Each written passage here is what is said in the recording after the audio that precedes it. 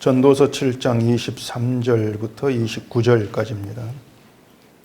내가 이 모든 것을 지혜로 시험하며 스스로 이르기를 내가 지혜자가 되리라 하였으나 지혜가 나를 멀리하였도다. 이미 있는 것은 멀고 또 깊고 깊도다. 누가 능히 통달하랴. 내가 돌이켜 전심으로 지혜와 명철을 살피고 연구하여 악한 것이 얼마나 어리석은 것이요 어리석은 것이 얼마나 미친 것인 줄을 알고자 하였더니 마음은 올무와 그물 같고 손은 포승 같은 여인은 사망보다 더 쓰다는 사실을 내가 알아내었도다. 그러므로 하나님을 기쁘게 하는 자는 그 여인을 피하려니와 죄인은 그 여인에게 붙잡히리로다. 전도자가 이르되 보라 내가 낱낱이 살펴 그 이치를 연구하여 이것을 깨달았노라. 내 마음이 계속 찾아보았으나 아직도 찾지 못한 것이 이것이라.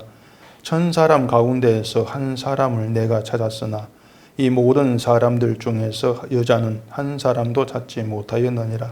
내가 깨달은 것은 오직 이것이라. 곧 하나님은 사람을 정직하게 지으셨으나 사람이 많은 꾀들을 낸 것이니라. 아멘. 기도하겠습니다.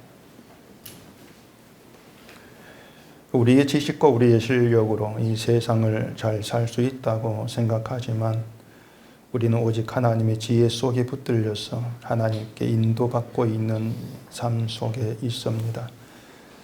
하나님께서 우리에게 보내신 그 지혜로 말미암아 이 세상을 제대로 보고 또한 우리의 삶을 바로 보는 가운데에서 우리에게 진심으로 참된 것이 어떠한 것인가를 이 시간 깨닫고 돌아가게 하시옵소서. 예수님 이름으로 기도합니다. 아멘. 우리가 어떤 사람에 대해서는 똑똑하다 이렇게 얘기하고 또 어떤 사람은 미련하다 그런 말을 하는 경우가 있습니다. 되게 우리 눈에 똑똑하게 보이는 사람은 이제 아는 것이 많은 사람이고 또 말을 좀 잘하는 사람, 조리 있게 잘하는 그런 사람들 보고 똑똑하다 이렇게 하죠. 그 반대가 우리에게 눈에는 미련하게 그렇게 보이기 십상입니다. 성경에도 보면은 그 지혜로운 사람 또 어리석은 사람 이렇게 둘로 나누어서 얘기를 하고 있습니다. 자, 그러면 우리가 볼 때 똑똑하고 미련한 사람은 이제 머리에 드는 것도 많고 말도 잘하고 이렇게 기준되어 가지고 나누어진다면은 그럼 성경은 무엇을 기준으로 해서 이 세 사람을 어떤 시각에서 바라보면서 지혜롭다고 하고 또 어리석다고도 하는가 이게 이제 문제인데 우리는 말씀드린 것처럼 이제 이 교회란 틀 안에서도 똑똑하게 보이는 사람은 성경을 많이 아는 사람이 똑똑하게 보이기 십상이에요. 성경을 많이 하고 말도 잘하고 성경을 또 설명도 잘하고 이런 사람 보면은 야, 참 똑똑하네 이렇게 이제 생각이 되고 이 성경을 또 잘 모르는 사람들은 좀 미련한 것처럼 그렇게 이제 보이기가 쉬운 것이죠. 근데 23절에 보면은 내가 이 모든 것을 지혜로 시험하며 스스로 이르기를 내가 지혜자가 되리라 하였으나 지혜가 나를 멀리하였도다. 이렇게 이 전도자가 얘기합니다. 전도자가 이제 지혜에 관심을 두고 지혜를 이제 가깝게 하면서 지혜자가 되고 싶다 이렇게 했는데 정작 지혜가 나를 멀리하더라는 겁니다. 지혜가 나를 멀리했다. 이 말이 뭐냐면 사람이 지혜 있는 지혜자가 되고 싶다고 해서 어떤 마음대로 지혜를 갖게 되는 그런 게 아니라는 겁니다. 지혜가 나를 멀리했다. 이것은 어쩌면 지혜가 살아서 움직이는 것 같은 그런 느낌을 주지 않습니까? 그러니까 지혜라고 하는 것이 사람이 갖고 싶다 해가지고 가지게 되는 그런 지혜 차원이 아니라는 거예요. 열심히 공부하고 뭐 세상 이치를 배우고 성경을 공부하고 그렇게 해서 아는 것이 막 머리에 들어오고 그렇게 해서 지혜 있는 자 되는 그것이 아니라는 겁니다. 만약 지혜자라고 하는 것이 그런 식으로 되어지는 것이라면은 지혜가 나를 멀리했다 이런 말을 할 필요가 없지 않습니까? 지혜라고 하는 건 내가 열심히 노력해서 공부해서 얻어가는 것이기 때문에 지혜가 멀리해서 이런 말을 할 필요가 없는 거예요. 근데 전도자는 지혜라고 하는 것을 내가 마음대로 가질 수가 없는 거, 갖고 싶다 해가지고 내가 지혜를 가져서 지혜자가 되는 이런 차원이 아닌 것을 알게 이제 되었다고 하는 것입니다. 그래서 지혜 있는 사람이 누구나 했을 때에는 결국 그 사람이 얼마나 공부해서 뭘 해서 이걸 따져 묻는 것이 아니고 지혜가 찾아왔을 때에 그 지혜를 알아보고 그 지혜를 받아들이는 그 사람을 가리켜서 지혜 있는 자다, 이렇게 얘기가 되어지는 겁니다. 그러니까 뭐 머리에 들고 안 들고 이게 아무 관계가 없는 거예요. 성경을 아무것도 모른다 할지라도 지혜가 찾아왔을 때 이게 나에게 참된 지혜다, 이걸 받아들이고 인정을 하게 되어지면 그게 지혜 가운데 있는 자, 이렇게 판단이 되어진다고 하는 겁니다. 자, 그런 반대로 어리석은 자가 누구냐는 건 자연히 이제 드러나게 되는 것이죠. 지혜가 왔을 때 지혜를 반대하는 자, 지혜를 배척하는, 이걸 두고 어리석다, 이렇게 얘기를 하게 되어지는 거예요. 근데 인간이 선악과를 먹은으로 모든 인간이 지혜 없는 자가 되었습니다. 지혜를 알아볼 수가 없죠. 지혜가 찾아와도 배척을 하고 반대하고 이러한 인간이 되었기 때문에 모든 인간이 어리석은 자가 되어버린 거예요. 어리석은 자가 되었다. 이게 성경의 이제 선언이란 말입니다. 그래, 도무지 지혜 없는 인간으로 살아가는데 지혜가 와서 지혜를 알아봤을 때 지혜자가 되었다면 이 지혜가 뭐냐? 결국 전에 말씀드렸지만 신약에서 아주 간단하게 쉽게 지혜가 뭔가를 얘기하면 지혜는 예수님이에요. 예수 그리스도 오신 것을 지혜가 오셨다, 이렇게 얘기를 하는 것이고, 예수를 반대하고 배척하는 것을 지혜를 배척하고 반대하는, 그렇게 간주가 되어진다는 것입니다. 자, 그러면은 어떤 사람을 가리켜서 이 신약 시대에서 지혜자라 하는가를, 지혜 가운데 있는 자라는 우리가 알 수가 있죠. 예수님이 오셨을 때에 그 예수님께서 하신 말씀을 받아들이게 되어지는 자, 그 신자가 지혜 가운데 있는 자로 인정이 되어진다는 얘기입니다. 그럼 만약에 지혜가 세상에 오지 아니했다면 이 세상은 어떻게 되었을까? 결국은 어리석은 사람이 누구고 또 지혜로운 사람이 누군지 구분되지 않는 것이죠. 지혜가 오지 않게 되어지면. 그리고 세상이 통상적으로 받아들이는 것처럼 뭔가 많이 알고 있는 그런 사람, 저 사람 지혜자구나, 이렇게 여기고 살아가는 게 전부일 거라고 하는 것입니다. 자, 예수님이 지혜라고 말씀을 드렸는데, 그러면은 예수님에 대해서 말한 성경 자체가 지혜의 말씀이 되는 거예요. 그러면은 그 지혜의 말씀, 성경을 받아들이는 그 사람이 지혜자인데, 자, 그렇게 봤을 때 그러면은 우리는 지혜자라고 할 수가 있을까 하는 것입니다. 다시 얘기할게요. 예수님이 지혜다. 그런 거, 예수님께서 하신 모든 말씀은 지혜의 말씀인 거예요. 지혜의 말씀이 성경을 받아들인 자가 지혜자라고 할 수가 있다면은, 그럼 우리는 지혜자라고 할 수가 있냐고 하는 겁니다. 지혜자입니까? 아닙니까? 우리가 생각할 때 내가 성경을 인정해. 난 성경을 지혜의 말씀으로, 예수의 말씀으로 인정해 받으리요. 우린 그렇게 자기를 스스로 볼 수가 있을 거예요. 그러면 우리는 지혜자라고 할 수가 있느냐? 이렇게 말한다면 그럼 당신은 지혜자로 살아갑니까? 했을 때는 또 자신 없으시지 않습니까? 결론은요, 우리가 성경을 아무리 이게 예수님의 말씀이고 예수에 대해 증거하는 말씀, 이렇게 우리가 인정한다 할지라도 우리 모두가 다 어리석은 가운데 있는 자들이란 얘기입니다. 그게 뭐냐면 이거예요. 지혜의 말씀이 우리 가운데 와서 우리에게 하고 있는 일이 뭔가 하면은 우리를 지혜 있는 사람으로 만드는 게 아닙니다. 그게 아니고 우리가 어리석은 자로 살아가는 걸 드러내는 게 지혜의 말씀의 역할이에요. 이걸 잘 분간하셔야 돼. 이게 사람들이 자꾸, 기독교인들이 이걸 오해를 해요. 우리가 성경을 잘 배우고 성경을 인정받은 데가 믿음이 있는 자가 돼 복을 받아, 이렇게 자기를 갖다 붙이는 것처럼 성경을 지혜라고 했을 때 내가 성경을 인정하고 받으면 지혜자네. 자꾸 내가 뭔가 되는 것에 초점을 둔단 말입니다. 근데 성경은 우리를 뭔가 되는 자로 만들어 가지를 않습니다. 넌 아니다. 넌 이런 사람밖에 안 되었다. 이걸 보게 하는 거예요.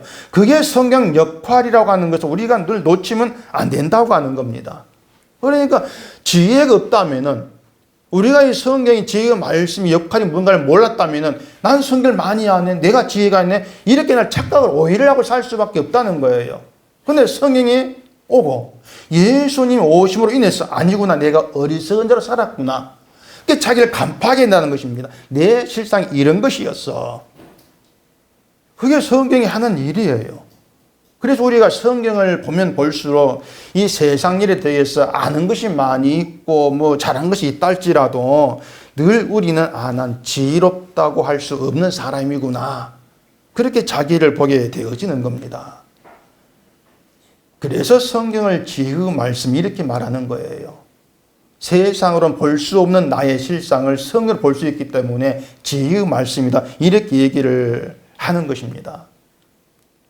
우리가 이 성경을 정말 지혜의 말씀으로 받아들이고 믿는다면요, 우린 그 지혜의 말씀이 말한 대로 따라가고 있어야 합니다. 안 그렇습니까?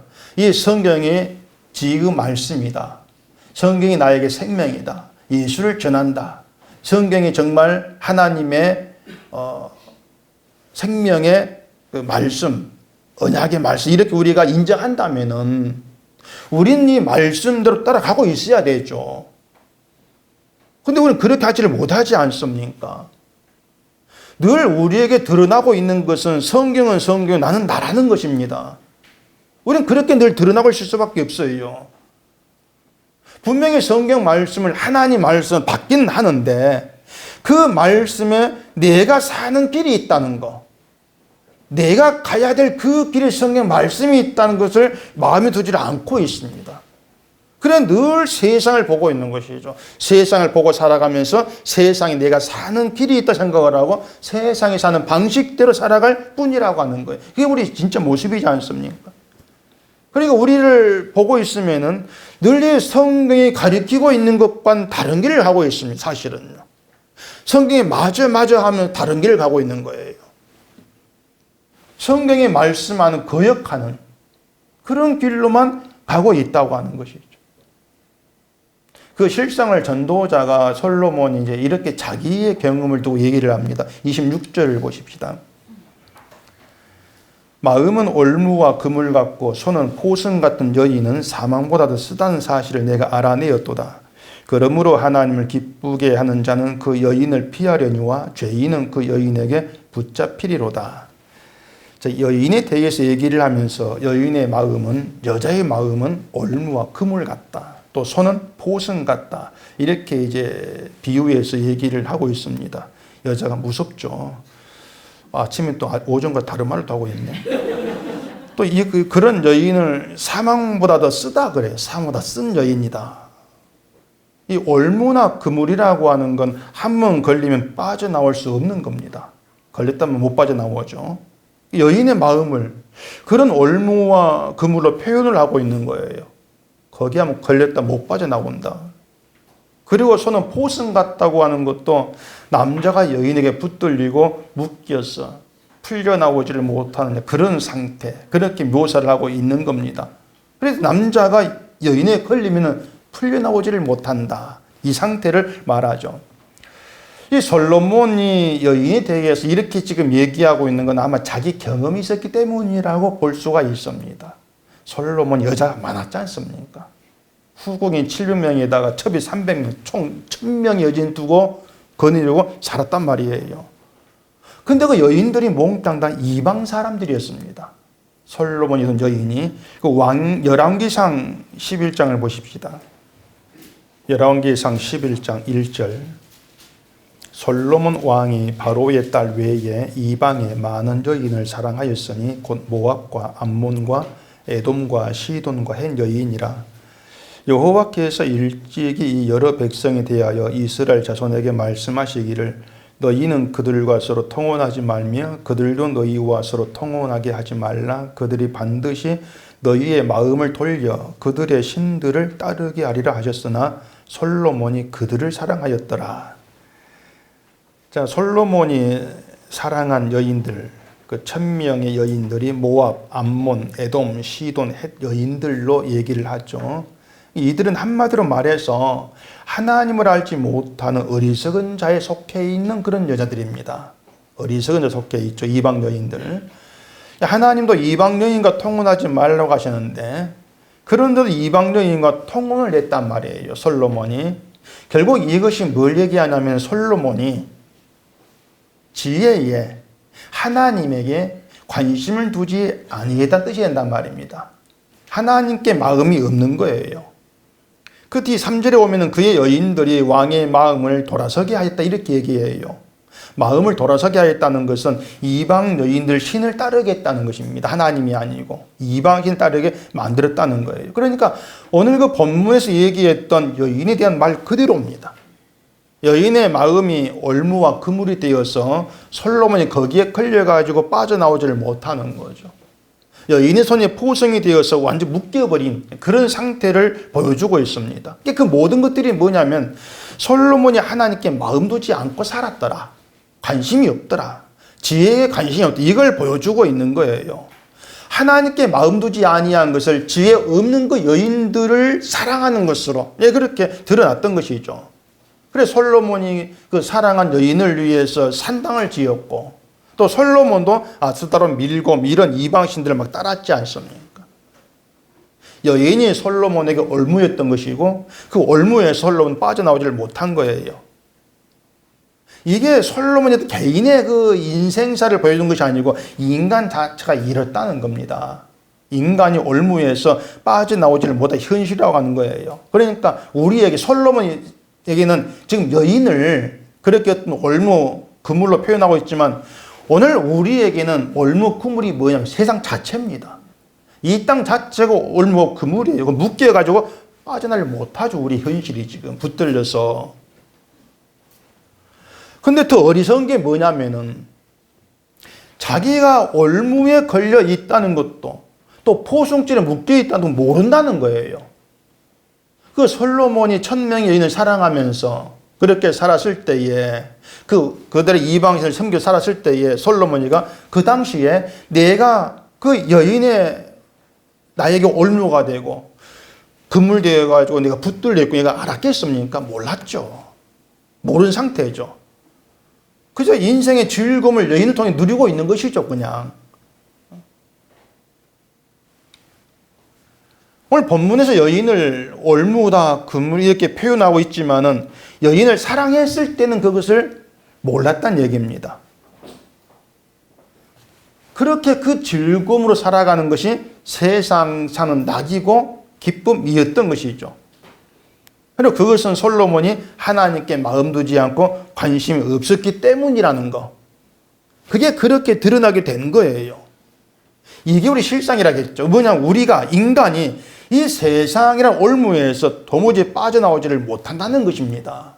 그러면서 내가 이 땅에 붙들려 있다. 이 세상이 나에게 올무고 그물이다. 그렇게 자기를 간파하지도 못해요. 그게 인간의 실상이란 말입니다. 근데 이 올무에서 유일하게 빠져나오신 분이 한 분 계십니다. 누구 계십니까? 예수님이죠. 그 올무에서 예수님께서 빠져나왔다는 걸 보여주는 것이 마귀의 시험이에요. 마귀가 예수님을 시험했던 것이 돌을 떡이 되게 하는 거, 또 성령 꼭대기에서 뛰어내려서 하나님의 아들인 걸 증명해 보라는 거, 그리고 마귀에 경배하면 천하만국 영광을 주겠다는 거, 이런 그 세 가지 것이었지 않습니까? 그 세 가지의 모든 것이 다 우리가 원하고 사랑하는 것들이에요. 마귀가 시험했던 것들, 우리가 싫어하는 것이 가지고 시험한 게 아니란 얘기입니다. 자, 돌이 떡덩이 되게 해라. 세상은요, 돌을 떡떡이로 만드는 그런 실제적인 능력을 원합니다. 세상은 믿음에서 뭔가 확 눈에 보이는 실제적인 그런 능력을 원하죠. 누구든 그런 능력만, 실제적인 능력만 보여주면은 그 사람에게로 가겠다고 하지 않는 사람이 없을 거예요. 아, 나 저쪽으로 갈래. 저기 능력이 거기 갈래. 다 그렇게 하지 않습니까? 그래서 십자가만 얘기한 싫어한단 말입니다. 세상에서 쓸모없는 돌이 아니고 쓸모 있는 떡이 되게 하는 그런 십자가, 그런 십자가를 구하고 원하기 때문에 뭔가 그냥 돌 상태로만 있는 것처럼 보이는 십자가는 싫어할 수밖에 없는 것이죠. 자, 하나님이 살아계신다, 역사하신다, 우리 함께 하신다, 우리를 사랑하시고 은혜를 베푸신다, 이런 말들을 많이 해야 합니다. 그런 것들도 그런 말만 가지고는 믿지 못하겠다는 분위기예요, 지금요. 못 믿겠다. 무언가 하나님이 역사한다면, 하나님이 나를 사랑한다면, 나를 인도한다면, 내가 함께 하신다면 그 모든 것들이 뭔가 구체적인 것, 실적인 것으로 드러나야 되지. 내가 확인할 수 있어야 되지. 뭔가 나에게 어떤 일이 일어나야 되지. 늘 그런 기대를 가지고 그렇게 확인하고 싶어 하는 거예요. 그렇게 확인되는 걸 신뢰하고 믿겠다는 거. 이게 지금 교회의 현실이란 말입니다. 요즘 뭐 이것저것 많은 이단 운동들이 일어나고 있는데 그 신사도 운동이란 것들 뭐냐면 믿음 보여주는 것이다 이렇게 얘기해요. 보여줘야 돼 실질적으로. 그래서 뭔가 체험, 기적 이런 것들도 강조하지 않습니까? 교회도 하나님 역사를 얘기하면서 실질적인 증거를 갖고 싶어 하는데 이것도 뭐냐면은 교인 수가 많아지고 교회 재정이 차고 넘치게 되어지고 이렇게 눈에 보이는 그런 것들을 가지고 실질적인 믿음 어떤 그 하나의 역사 이렇게 받아들이는 거예요. 그런 걸 통해서 하나님 함께 하신 인도하신다. 그걸 확인하고 싶어 한다는 얘기입니다. 그런 모든 것들이 뭐냐면은 하나님께 관심이 없다는 겁니다. 하나님께는 관심이 없는 것이고 하나님이 살아계심도 하나님 역사하심도 관심이 없다는 거예요. 오로지 관심이 나에게로만 향해 있는 것이고 내가 원하는 것을 손에 쥐고 그걸 가지고 세상을 즐겁게 살고 싶다. 늘 그런 상태에 머물러 있는 것이죠. 그래 돌을 떡덩이 되게 하는 거기에는 바로 그런 올무, 그물이 담겨 있는 것이죠. 자, 성전 꼭대기에 뛰어내렸는데 안 다쳐요. 안 다치고 멀쩡하다. 이것도 자기 확인입니다. 야, 내가 높은 곳에서 떨어졌는데 멀쩡하네. 하나님이 살아계셔서 나를 지키시구나. 야, 이 하나님 내가 믿어야지. 이렇게 나가지거든요. 그렇게 내가 경험하고 확인하고 이해를 해서 믿고자 하는 거. 내가 눈으로 봤으니 믿고자 하는 거. 그런 건 믿음이 아니란 얘기입니다. 근데 마귀는 그런 믿음을 가지고 시험을 해요. 우리는 믿음도 그렇게 확인하고 싶어 하는 것이죠. 그런 믿음을 좋아하는 거예요. 생각해 보세요. 높은 뭐 절벽에 떨어졌는데 멀쩡하다. 그걸 두고 하나님 도왔다. 이 생각 안 하는 사람 누가 있겠습니까? 그런 구체적인 또 그런 믿음을 자꾸 바라고 하는 것이죠. 그래 예수님이 하나님이 시험하지 말라고 말씀하시면서 이제 그 마귀 올무에서 빠져나오신 것이죠. 예수님 말씀이 뭐냐면은 말씀은 믿음은 뭔가 경험하고 확인해서 믿는 것이 아니고 그냥 말씀대로 따르는 것이다. 그게 예수님 말씀이었어요. 그게 올무에서 빠져나오는 것이죠. 마귀가 시험했던 천하만국 영광도 같은 것입니다. 천하만국 세상 영광이란 올무를 꺼내든 것이죠. 여러분에게 세상 영광 올무를 꺼내 들었을 때의 마귀가 그걸 거부하고 빠져나올 재간이 있겠습니까? 우리는 못 빠져나옵니다. 우리는 누구도 세상 영광을 꺼내놓으면 못 빠져나와요. 우리가 사랑하고 있는 거, 우리가 원하는 것이 이 땅 영광이거든요. 우리가 좋아하는 것이.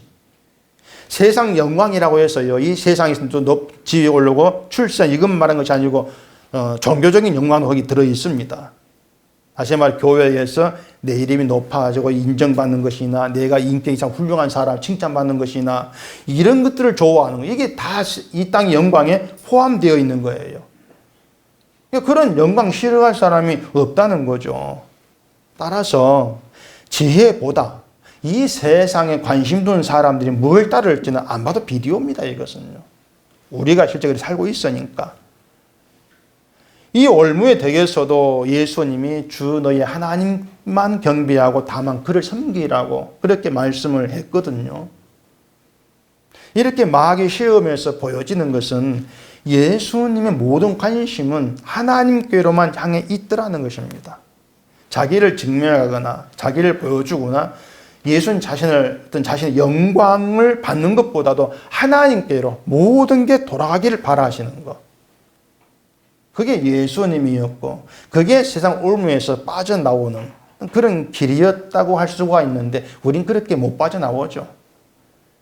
결국 이 땅에 붙들릴 수밖에 없는 올무와 그물에 걸려서 빠져나올 수 없는 그게 인간의 현실이라고 말입니다. 예수님만 유일할 뿐이고. 또 앞에 그 25절을 보십시다.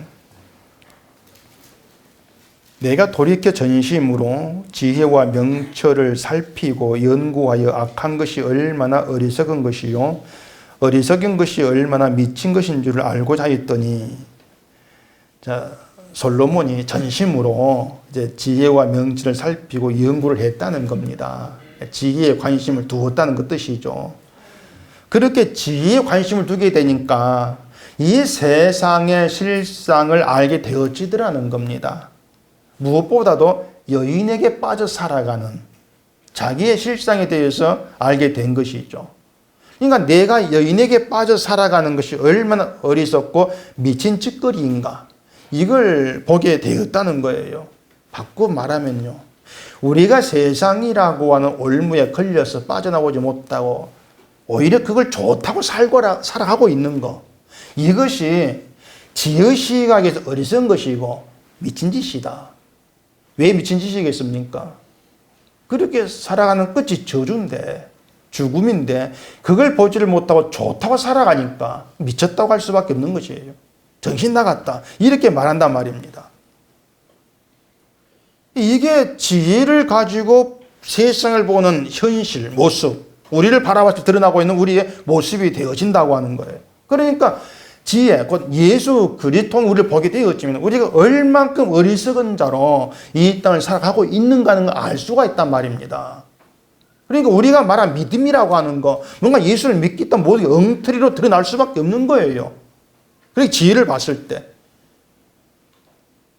근데 교회가 이 지혜가 뭔가를 모르기 때문에 결국 세상에 붙들려가지고 세상을 위해 살고 세상 끝 때문에 예수 찾고 있으면 이 미친 짓을 모르고 있지 않습니까? 오히려 그게 신앙이라고 우기고 있잖아요. 그런 현실들이 솔로몬의 이런 내용을 통해서 다 까발려지고 있는 것이죠. 말씀드린 것처럼 지혜 있는 분은 예수님 한 분뿐입니다. 이걸 28절에서 이렇게 얘기를 합니다. 내 마음이 계속 찾아보았으나 아직도 찾지 못한 것이 이것이라. 1000사람 가운데에서 한 사람을 내가 찾았으나 이 모든 사람 중에서 여자는 한 사람도 찾지 못하였느니라. 무슨 말인지 모르시겠죠. 이걸 공동 번역에서 이렇게 얘기했습니다. 아직도 얻지 못하였지만 다만 찾으면서 깨달은 것은 오로지 1000명 가운데서 남자 하나는 찾을 수 있어도 1000명 가운데서 여자 하나는 찾지 못한다는 것이다. 이렇게 번역을 했어요. 쉽게 이런 얘기입니다. 1000사람 가운데에서 한 사람을 찾았다는 거예요. 이 1000사람이라고 하는 건 꼭 숫자 1000명의 사람 그것이 아니고 세상 모든 사람을 의미하는 겁니다.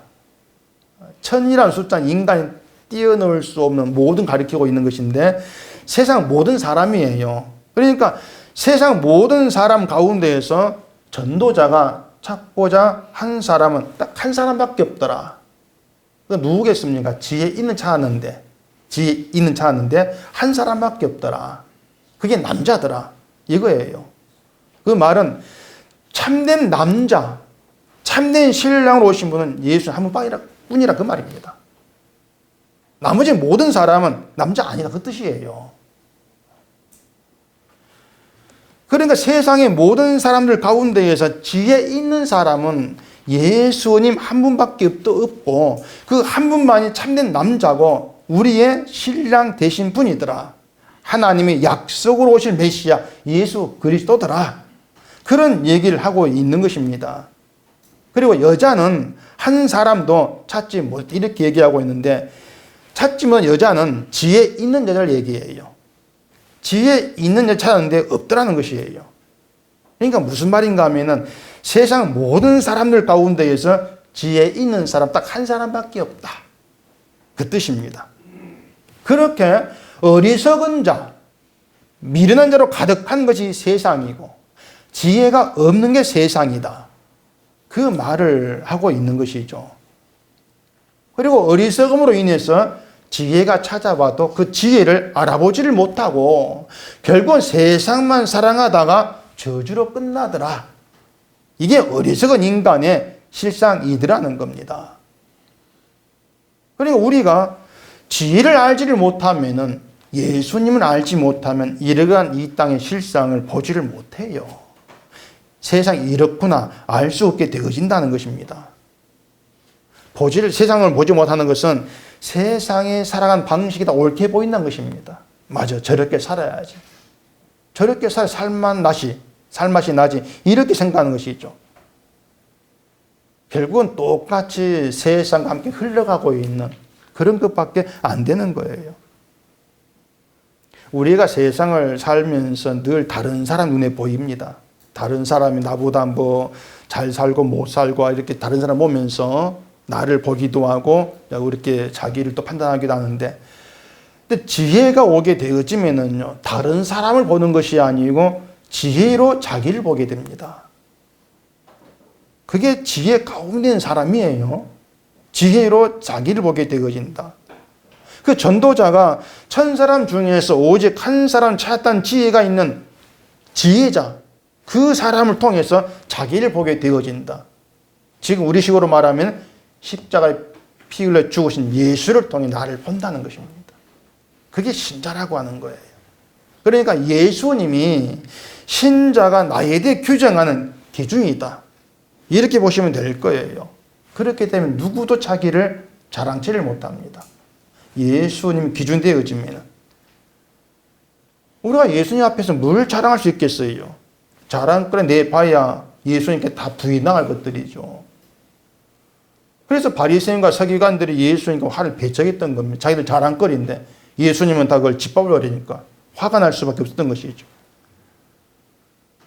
그래서 우리 가운데 지혜가 있게 되어지면 우리가 알게 되어지는 것은 얘기한 대로 내가 어리석은 자구나, 그 사실이란 말입니다.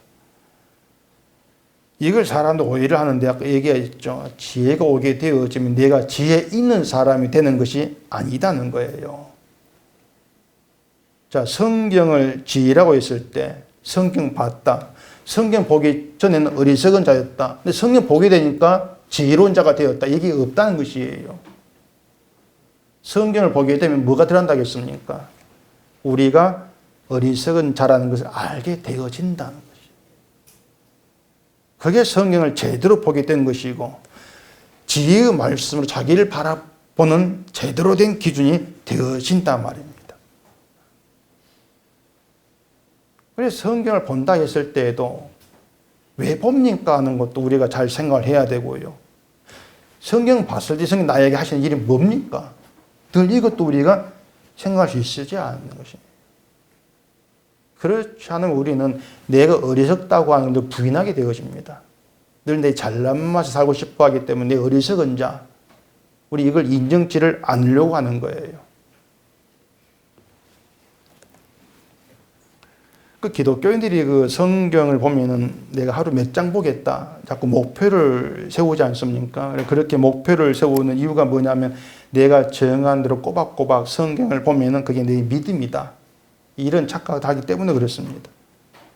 이런 것들이 뭐냐, 자꾸 어떤 자기의 생각을 가지고 믿음을 계산하고 어떤 내 방식을 가지고 믿음이 가려고 하고 늘 그런 모습에 지나지 않는 거죠. 이걸 전도자는 또 참 깨라 그렇게 29절에 그러거든요.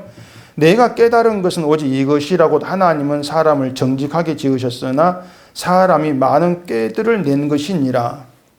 꾀를 낸다고 하는 것은요, 내 일을 이루기 위해서 어떤 방법을 생각해 내는 게 꾀입니다. 내 일을 이루기 위해서. 그 시편 1편 1절에서 복 있는 사람은 악인의 꾀를 얻지 아니하고 이렇게 말하지 않습니까? 거기서 말하는 악인의 꾀라고 하는 것도요, 내가 계획하고 원하는 것을 얻기 위해서 끄집어내는 자기의 방법, 수단, 이걸 꾀라 그럽니다. 악인의 꾀. 그러면 누가 악인이겠습니까? 내 방법 가지고 내가 원하는 것을 이루고 싶어하는 자들, 그들이 악인인 것이죠. 쉽게 말하면 내가 헌금을 잘하면 복 받겠지, 이게 인간의 꾀예요. 그런 것들이 인간의 고안에는 방법이란 얘기죠. 그래서 11점 복 받습니다. 주일적 복 받습니다. 이런 것들이 다 악인의 장깨다. 그리 보시면 됩니다. 그럼 교회가 참 그런 악인의 장깨로 가득하다고 하지 않을 수가 없는 거죠. 그 악인의 꾀를 따르지 않는다는 것은 결국 인간이 고안한 방법을 따르지를 아니한다는 거예요. 하나님이 인간을 정직하게 지었다 그럽니다. 정직하게 지었다는 것은 뭐 거짓말하지 않는 사람 뭐 이렇게 지었다는 그런 의미가 아니고, 인간이 가장 정직한 것이 뭐냐면은 나의 그 무능함을 알고 하나님의 뜻대로 이끌려가는 것이 나에게 가장 좋은 것. 나는 내 힘을 나타낼 필요가 없이 하나님을 의지하면 되는 것. 이게 인간의 가장 정직한 모습이거든요. 그렇게 하나님만 바라볼 자로 지었는데, 근데 인간은 하나님께서 주신 것이 못마땅해요. 그래 내가 받기 위해서 내 꾀를 끄집어내요. 이렇게 하면 이렇게 될까? 그런 장깨로 살아가더란 얘기예요. 이런 모든 실상들이 그 지혜로 말미암아서 다 드러나고 있는 것이죠. 우리의 어리석음이라는 것이, 우리가 어떤 꾀를 가지고 나를 위해 살아가고 있는가 하는 모든 것들이. 그래서 지혜가 있게 되어졌을 때에 모든 것은 주님의 능력 때문이었습니다. 이런 고백을 하게 되어지는 겁니다. 바울처럼 나의 나된 것은 하나님의 은혜입니다. 이런 고백처럼. 그게 지혜가 우리의 가운데 만들어낸 열매라고 할 수가 있는 거예요. 예수님이 여러분을 찾아오시고 우리가 예수님을 알아가게 되고, 그렇다면 무엇보다도 난 아니다. 이걸 늘 배우게 되어집니다. 난 아니다. 나로 인해 되는 건 아무것도 없다.